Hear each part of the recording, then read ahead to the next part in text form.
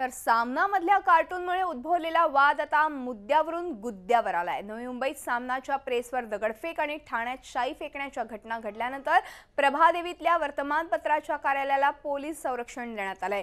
दुसरीकडे शिवसैनिकांनी सामनाच्या कार्यालयांभोवती संरक्षक कडक केल्याचं चित्र आहे आणि ह्याचा आढावा घेतला आमचे प्रतिनिधी दिनेश दुखंडे यांनी।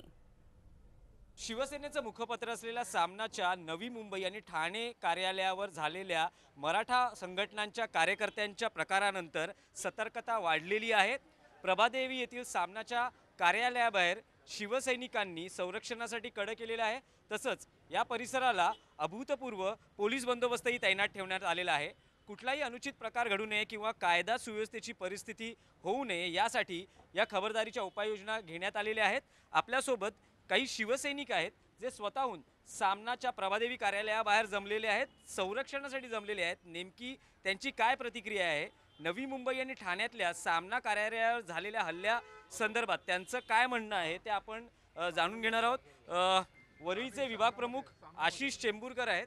आशिषजी, तुम्ही ठाणे आणि नवी मुंबईतला जो प्रकार घडलेला आहे त्यानंतर तातडीने प्रभादेवीच्या सामनाच्या कार्यालयावर आलेला आहात, नेमकं त्यामागचं कारण काय? नाही, त्यामागचं कारण काही नाही आहे। प्रश्न असा आम्हाला कळलं काही समाजकंटकांनी, आणि ठीक आहे, शिवसेनेचे काही विरोधक असतात, त्यांनी ही हुल्लडबाजी त्या ठिकाणी केली। दोघं तिघं आले आणि त्यांनी मोटरसायकलवरनं काहीतरी तिथे दगडफेक केली। जेव्हा हे सगळ्या शिवसैनिकांना कळलं तर साहजिकच आहे की त्यांनी या ठिकाणी येऊन सामन्याला या ठिकाणी बैठक या ठिकाणी ठोकलेली आहे। ठीक आहे, आणि या ठिकाणी सामन्यावर येण्याची कोणाची हिंमत नाही।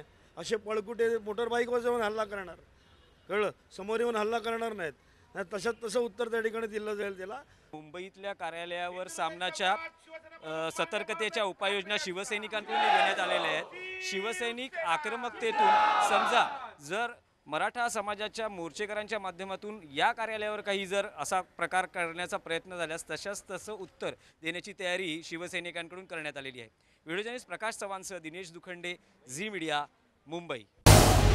झी 24 तास रहा एक पाऊल पुढे।